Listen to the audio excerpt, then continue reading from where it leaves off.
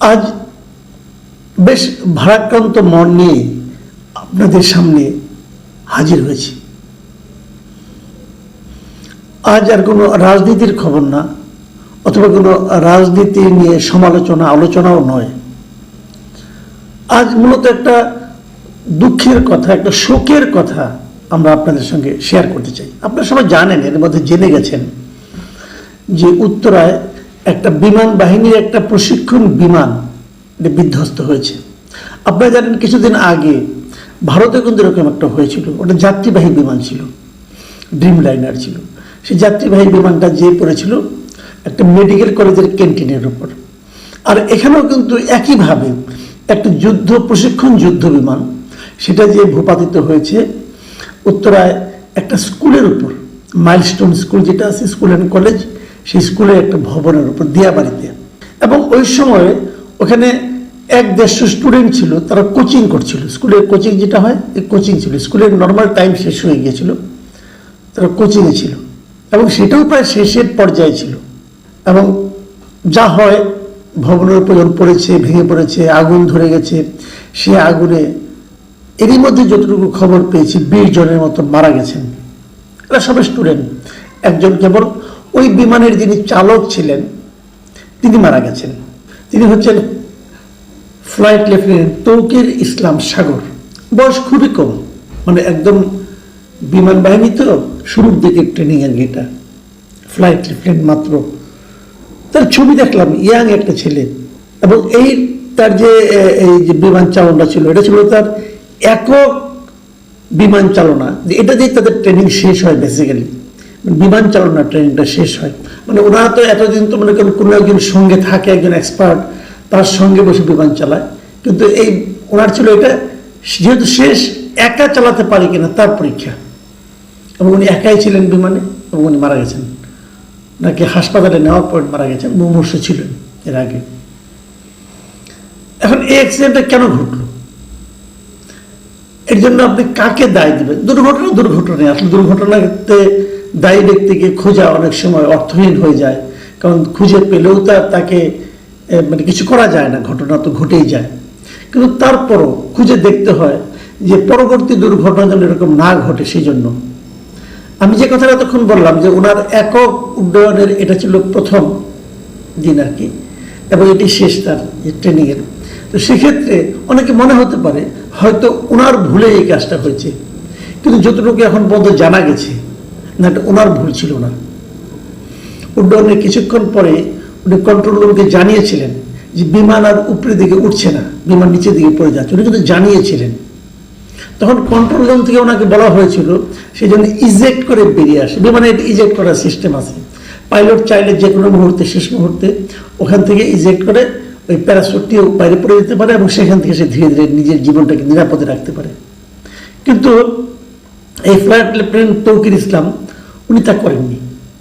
উনি ইচ্ছা করে করেননি। উনি চেয়েছিলেন বিমানটাকে লোকালয় থেকে একটু দূরে নেওয়ার জন্য, মানে যেখানে কোনো মানুষজন নেই, সেখানে নিয়ে গেলে প্রাণঘাতী, মানে হতাহতের সংখ্যা কম হবে, এরকম একটা প্রত্যাশা নিয়ে উনি শেষ পর্যন্ত চেষ্টা করেছেন বিমানটাকে লোকালয় থেকে একটু দূরে নির্জন এলাকায় নিয়ে যাওয়ার জন্য। হয়তো নির্জন এলাকায় নিতে পারলে হয়তো তখন উনি ইজেক্ট করে বেরিয়ে আসতেন, কিন্তু শেষ চেষ্টাও তার সফল হয়নি। অনেকজন গিয়েছিলেন, দিয়াবাড়ির ওই জায়গাটা একটু ভিড়ভাড়টা কম, অতটা জনবসতি ওখানে নেই, আর একটু যেতে পারলে হয়তো হতো, কিন্তু উনি শেষ পর্যন্ত সেটা পারেননি, এবং উনি নিজেও মারা গেছেন। এটা তো ট্রেনিংয়ের পার্ট। আসলে এরা যখন কোনো ট্রেনিং নেয় তখন এদের এভাবেই শেখানো হয়। কিন্তু আমরা যত কিছুই বলি না কেন, এই যে স্টুডেন্ট, 19 জন স্টুডেন্ট এবং একজন সম্ভাবনাময় একজন ব্যক্তি, উনি তো বিমান বাহিনীর একজন ফ্লাইট লেফটেন্যান্ট, তো ওনারও তো জীবনটা অত্যন্ত সম্ভাবনাময়। দেখলাম যে উনি সম্প্রতি বিয়েও করেছেন। তো সব কিছু কিন্তু তছনছ হয়ে গেল একটা ঘটনার কারণে। কেন ঘটলো এটা নিয়ে আমাদের আসলে তেমন কিছু করার নেই, হয়তো পরবর্তীতে দেখা যাবে। এর মধ্যে সরকার মঙ্গলবার দিন, মানে আগামীকালকে রাষ্ট্রীয় শোক ঘোষণা করেছেন। সেগুলো সবই ঠিক আছে। এখন আমরা বরং একটু আলোচনা করি, তেমন তো কিছু করার নেই, একটু আলোচনা করি, অল্প একটু আলোচনা করতে চাই। যে বিমানটা ধ্বংস হয়েছে, বিধ্বস্ত হয়েছে, কি বিমান, কি জাতীয় যুদ্ধ বিমান? এটা কিন্তু যুদ্ধ বিমান একটা। এটা কোথাকার তৈরি, আমরা এটা কবে কিনেছি, এটা কি ঠিক মতো মানে আপনার এটা কি অনেক বেশি পুরনো হয়ে গিয়েছিল, কিংবা এটা কি আপনার মেনটেনেন্স ঠিক মতো হয়নি, এগুলো একটু জানার আলোচনা কিন্তু করা যেতে পারে। আমরা আলোচনাগুলো করতে চাই। যে বিমানটা বিধ্বস্ত হয়েছে সেটা হলো F7BGI, এই বিমানের সিরিজের নাম এবং বিমানের এই নাম। এটা বেসিক্যালি একটা চীনের তৈরি একটা বিমান। চীনের চেংদু নামে একটা কোম্পানি আছে, চেংদু এয়ারক্রাফট কর্পোরেশন, তাদের তৈরি একটা বিমান, এবং এটা চেংদু J7 সিরিজের একটা যুদ্ধ বিমান। ইন্টারেস্টিং হলো এই যুদ্ধ বিমানটা বাংলাদেশের জন্য আসলে বেসিক্যালি তৈরি করা হয়েছিল, এবং বাংলাদেশে এই যুদ্ধ বিমান সরবরাহের পর চীন এই সিরিজের মানে বিমান উৎপাদন বন্ধ করে দেয়। আরেকটা মজার ব্যাপার হলো, এই যে মডেলের যে বিমানটা বিধ্বস্ত হলো, এটা কিন্তু এই F7BGI এই বিমান কিন্তু বাংলাদেশে এবারে প্রথম বিধ্বস্ত হলো তা কিন্তু নয়।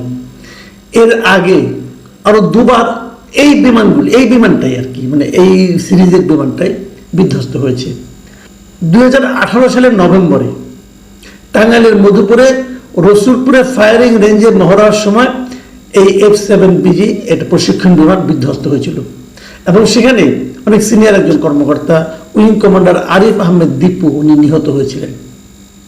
এরপর 2021 সালে নভেম্বরে চট্টগ্রামের জহুল ঘাঁটি থেকে উড্ডয়নের পর বঙ্গোপসাগরে এই বিমান, এই সিরিজের একটা বিমান F7 সেটা বিধ্বস্ত হয়েছিল বঙ্গোপসাগরে, এবং এতে ওই সময়ে ফ্লাইট লেফটেন্যান্ট তাহমিদ তিনি নিহত হয়েছিলেন। বলা হয়ে থাকে এই যে BGI, এই BGI আবার আরেকটা ভার্সন আছে, সেটা হলো BG F7BG। সেই BGর সঙ্গে নতুন একটা ভার্সন BGI। এই BGIটা স্পেশালি বানানো হয়েছিল বাংলাদেশের জন্যই। তো যাই হোক, এগুলি জাস্ট খালি একটা জানার জন্য কিছু তথ্য আপনাদেরকে জানালাম, এবং আপনাদের জেনে রাখা ভালো যতটুকু তথ্য আমি পেয়েছি বিভিন্ন সূত্র থেকে, বাংলাদেশ বিমান বাহিনীর এই F7 এর 36টা যুদ্ধ বিমান রয়েছে। F7 গ্রুপ, F7 এর দুইটা ভ্যারিয়েন্ট আছে, BG একটা আর BGI। তো বেশিরভাগই F7BGI। এখন এই বিমানগুলি যে রয়েছে এর মধ্যে অলরেডি আমরা জানলাম যে 3টা বিধ্বস্ত হয়ে গেছে, কিন্তু তো এই বিমানগুলি কি তাহলে নিরাপদ না, উড্ডয়নের জন্য নিরাপদ না, এতগুলি বিমান, তাহলে কি করবেন এগুলো আপনি?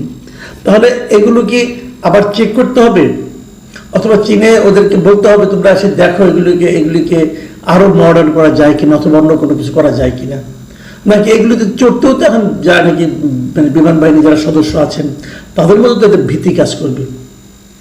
তো এখানে আর এর চেয়ে বেশি কিছু বলার নেই আমাদের খালি এটুকুই বলার এখন, এই যারা আহত, প্রচুর আহত হয়েছেন, প্রায় অনেক স্টুডেন্ট আহত হয়েছেন, যারা আহত হয়ে বিভিন্ন জায়গায় চিকিৎসাধীন আছেন, যেমন যাদের সুচিকিৎসা হয়, এটা আমাদের একটা চাওয়া, আমাদের প্রার্থনা যেন আর কেউ নিহত না হয়।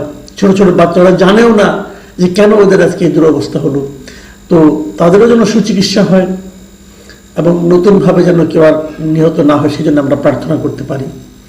পাশাপাশি বিমান বাহিনীকে আমরা বলতে পারি যে আপনাদের এই ধরনের প্রশিক্ষণ এই জনবহুল এলাকায় না করেন প্লিজ।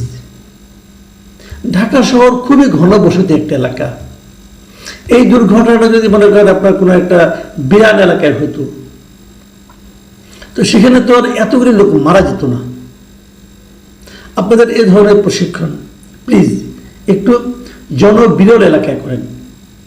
আর সেই সঙ্গে আরেকটা অনুরোধ, সস্তায় পাওয়ার মানেই যে কম দামি জিনিস নিয়ে আসবেন সেটাও করেন। আমি বলছি না এগুলো কম দামে আনা হয়েছে, তবু মানে আমাদের একটা আশঙ্কা থেকে বলছি, প্রশিক্ষণ যখন দিবেন ভালো বিমান দিয়ে দেন, বেশি পুরনো হলে সরিয়ে ফেলেন, কারণ মানুষের জীবন তো খুব গুরুত্বপূর্ণ, তাই না?